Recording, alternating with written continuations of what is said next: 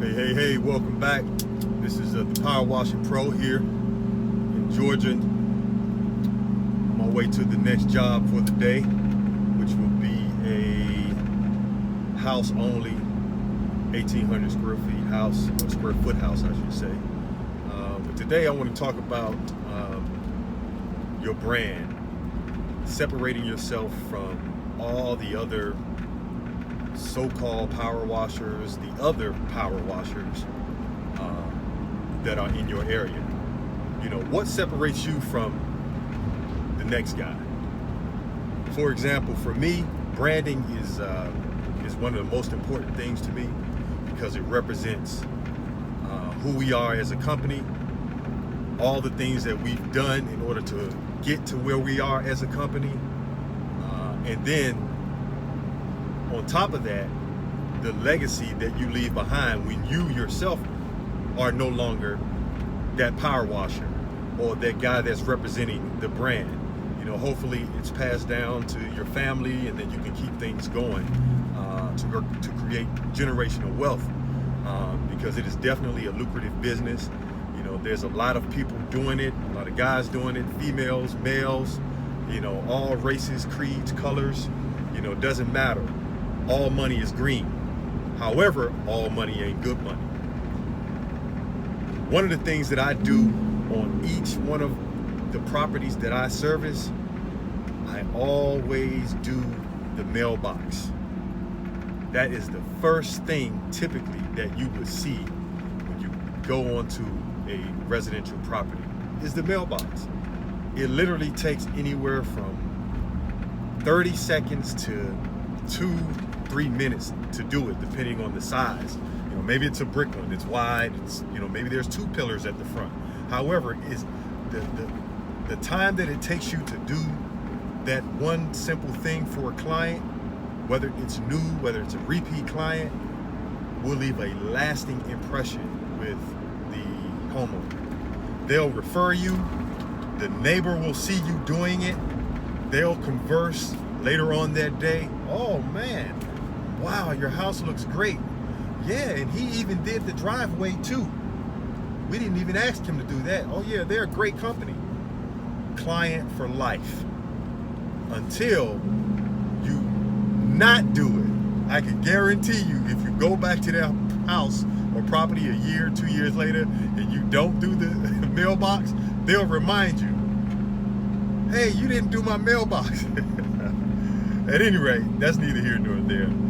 One of the other things I wanted to talk about is your clientele. Everybody's not your client. You know, a person that's going to haggle you or attempt to, what I call, Jew you down for your prices or on your prices, no, that's not your client. However, there's a market for that type of client. There's a market. But it's not mine. I don't do any haggling. I don't do any negotiating as it relates to our prices, as it relates to power washing. You know, we've been doing this a long time, and you know, we've become very versed in what it is that we do. That's why we call ourselves professionals. And we're just not budging on, you know, the cost for power washing. You know, again, my threshold is $200 an hour. If I show up to your house and it's a ranch house or it's a 2-story house or whatever, you know, we're starting at $200. You know, that'll take care of my fuel to get there. That'll take care of, you know, at least a ranch house to get done, you know, 15 to 1,800 square feet, even 2,000 square feet, for example, you know.